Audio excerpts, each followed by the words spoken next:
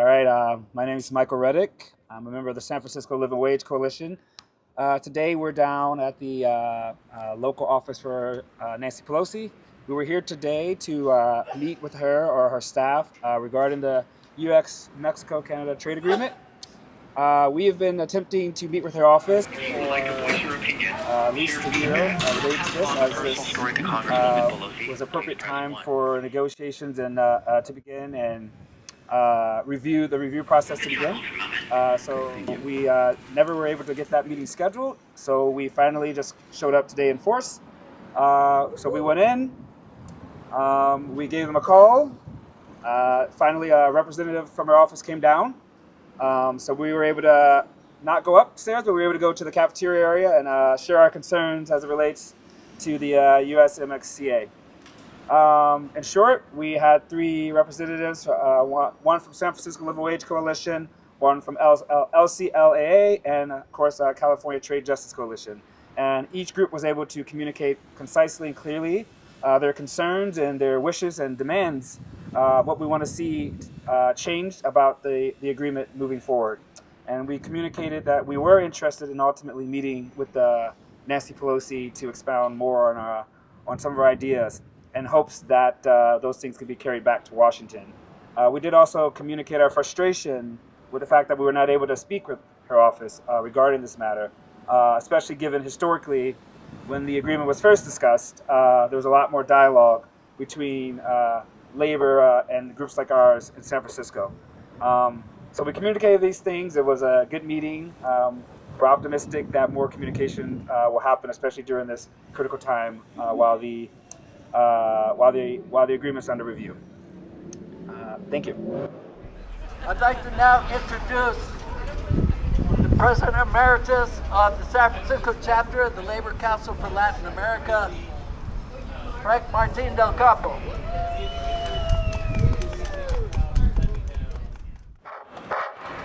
Muchas gracias y muy buenos días o tardes de parte del Consejo Laboral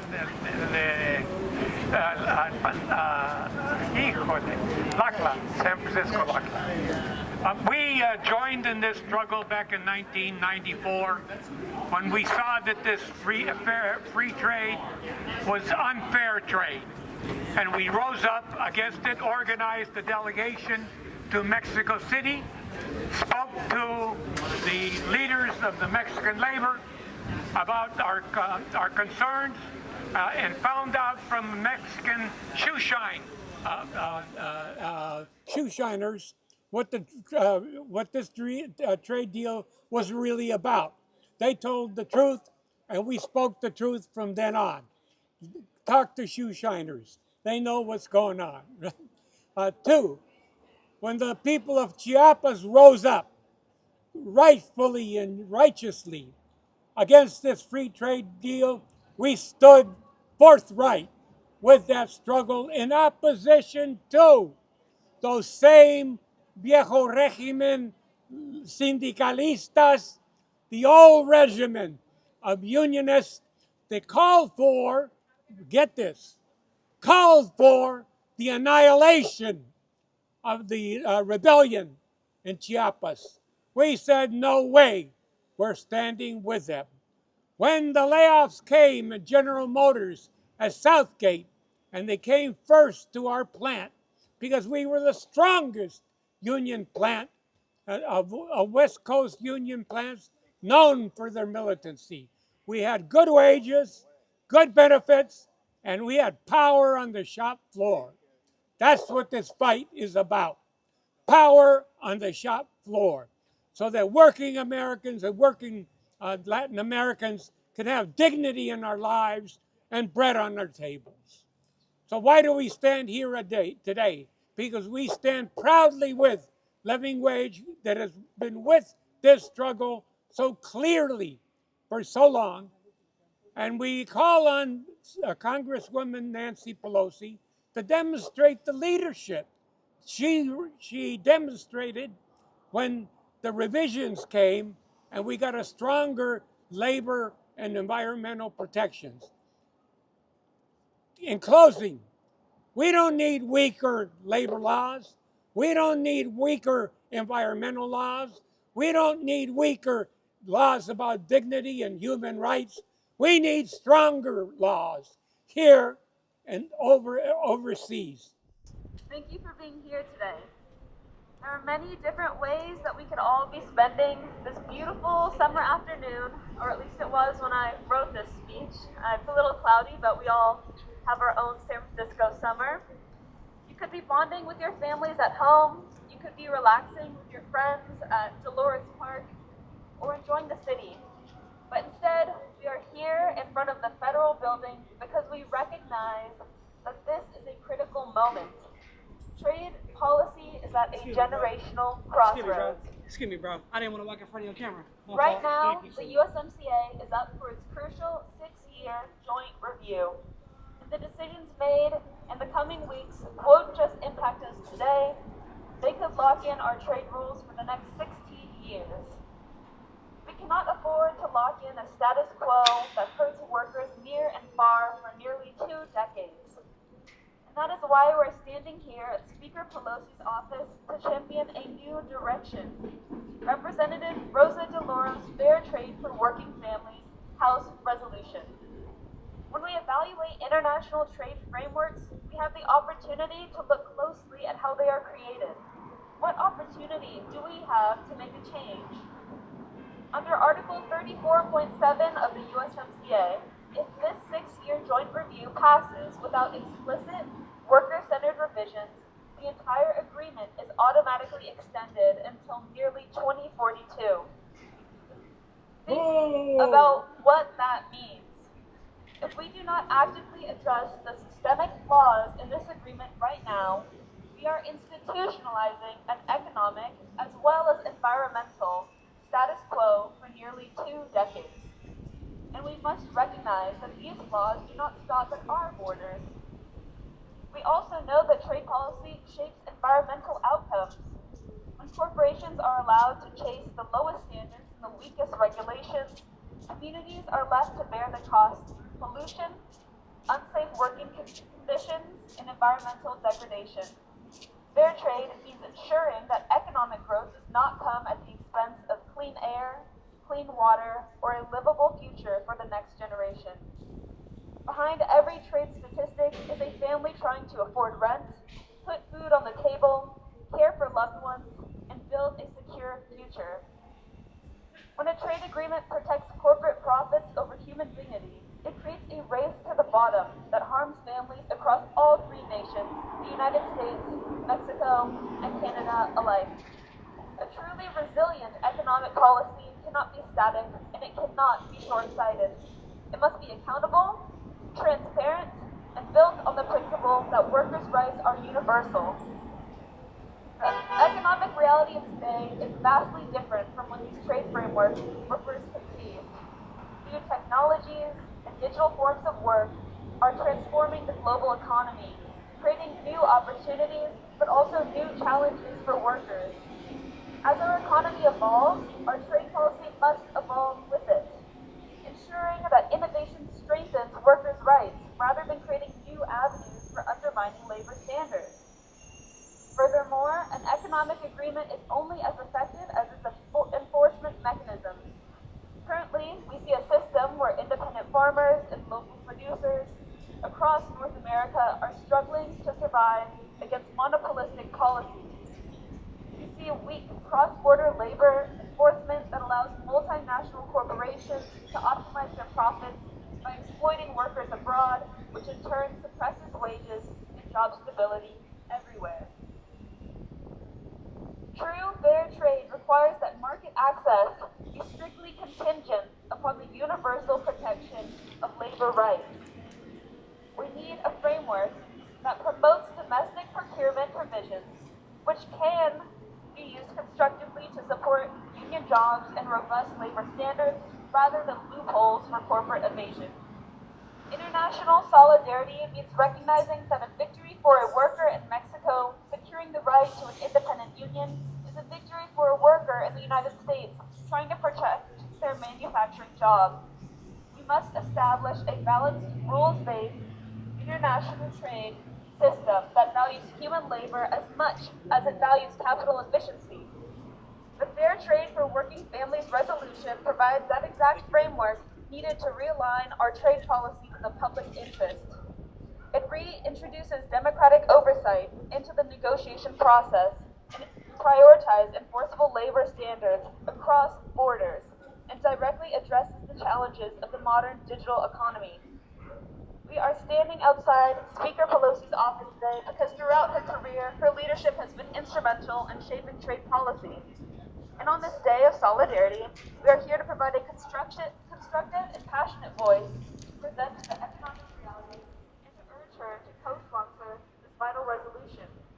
Let us use this crucial 6-year review not as a rubber stamp for the past, but a blueprint for balanced, prosperous, and equitable future for all working families everywhere.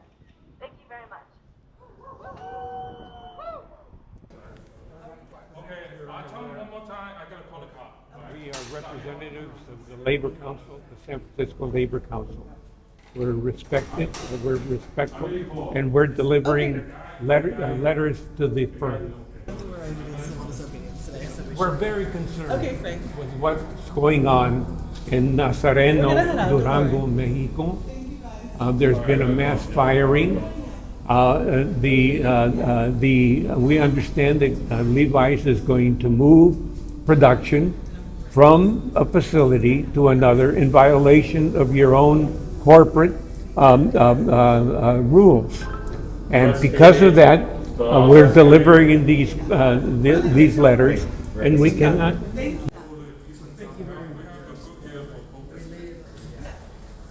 think we should worry about the police. In the past, with the police here, these are union legal protected activities, and they do a hands-off.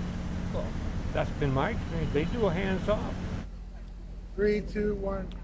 Hi, my name is Martin Del Campo from the San Francisco Labor Council. Well, our action today was to deliver a clear and strong message and letters from various supporting organizations to Levi Strauss. What these crooks are doing is that they have corporate rules that say they're going to honor and have a good conduct of the corporate, and they're going to abide by those rules. They're not abiding by those rules. What's happening is that they're moving production of Levi's products out of the factory that produced the clothing that they sell and have made a fortune. Let's talk about Levi's. Levi's made a fortune off the working class, right? They were known for good products that delivered, and they have a name, not only a market share that we want to affect, but they have a name that we want to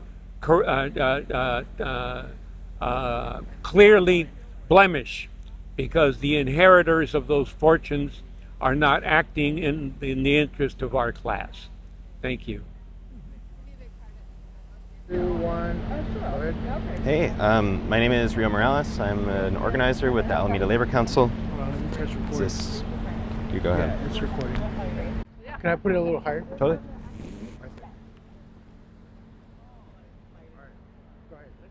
I'm here with the Alameda Labor Council, and we're delivering a letter to Levi's headquarters. They didn't want to meet with us today, so we're hoping that we can schedule something and come back. Make sure that they're aware of issues in their supply chain at a facility in Mexico where garment workers are being fired for organizing, which is an unalienable right we believe in. We believe in global labor solidarity. That's why we're showing up on behalf of 130,000 union members in Alameda County, here in the Bay Area, in California, to show solidarity across international borders. Somos la gente del futuro, maravilloso y puro. Que se oiga. El camino moderno, trabajo de jornalero, el más sincero, donde la raza trabaja y no se cansa, siempre para adelante con esperanza y un buen salario para su casa. Workers' rights nationwide, workers' rights nationwide.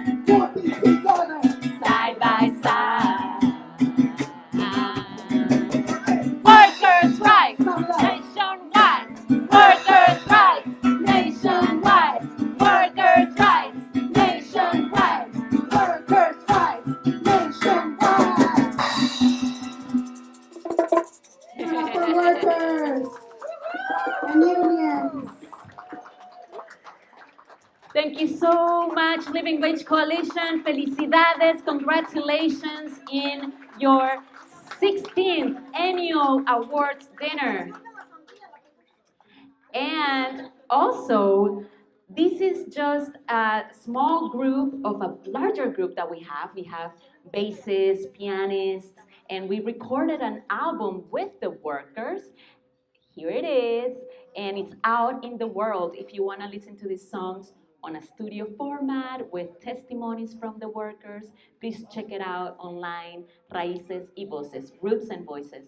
And we have a really beautiful songbook that accompanies the music. Guille was like, you should sing this other song. I don't know what that is. Bájale volumen. Oh, right here. Sorry about that. We have another band, Inti Mística. Lo que pasa es que Inti no está aquí, no sé tocar esa canción. Eso es lo que ella quiere. Gracias, thank you.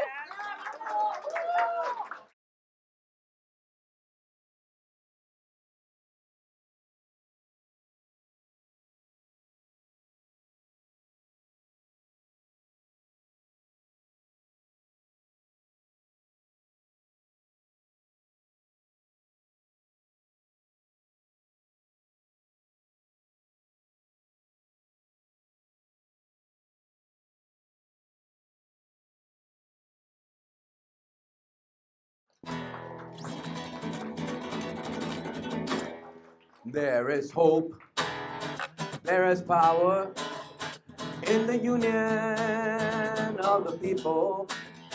There is hope, there is power in the love of the land. Yeah, there is hope, there is power when we put our hands together and believe in one another.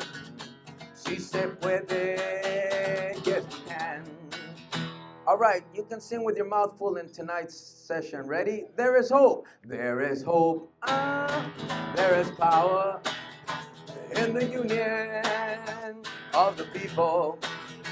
There is hope. Yep. There is power in the love of the land. Yeah, there is hope. There is power when we put our hands together and believe in one another. Si se puede, yes we can. En español, ready? Hay poder y esperanza en la unión de mi pueblo. Hay poder y esperanza en el amor a la tierra. Hay poder y esperanza cuando nos organizamos y unimos nuestras manos. Si se puede, yes we can. Hay poder y esperanza en el amor a la tierra.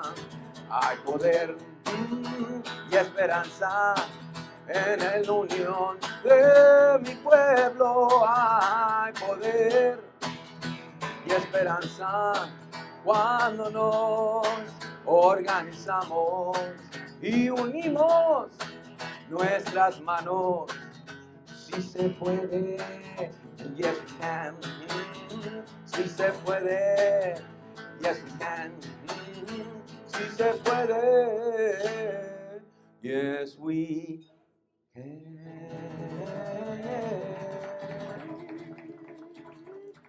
Like we've learned in the Living Wage Coalition that when a group is attacked, it's not a group that is a victim. It's the group that is in the lead. So Georgia and the states in the South are leading the way in protecting our vote, in making a difference. So I'm offering this little song for all of us in organizing and particularly leading, following the lead of Georgia. It goes like this. Georgia,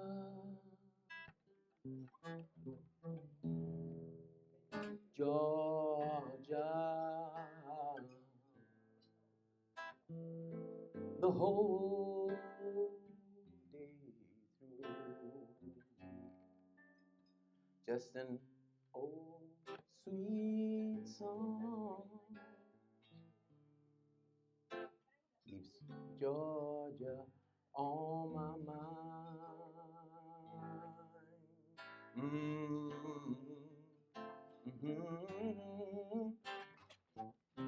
Georgia,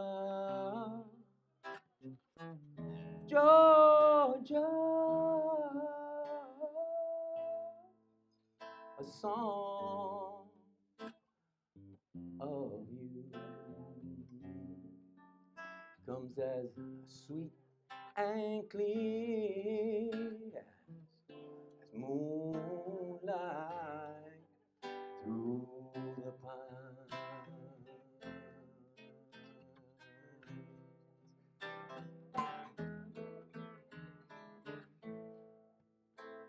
Other arms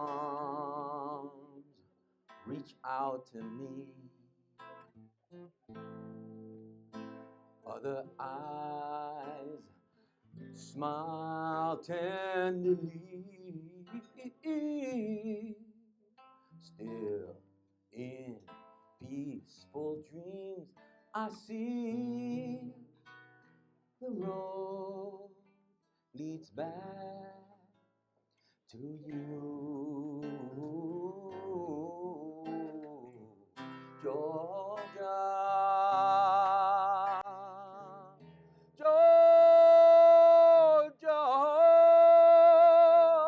no peace, no peace I find, just an old sweet song keeps Georgia on my mind.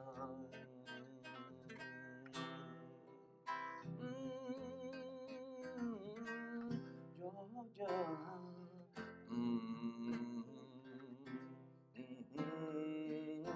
Georgia, Georgia.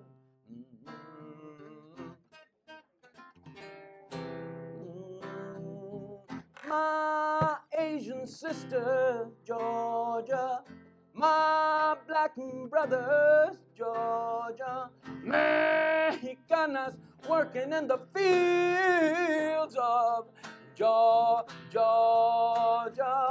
Muskogee Creek, Georgia, Senator Warnock, Georgia, souls to the polls, Georgia, Stacey Abrams, Georgia, reclaim your vote, Georgia, lead the way, Georgia, lead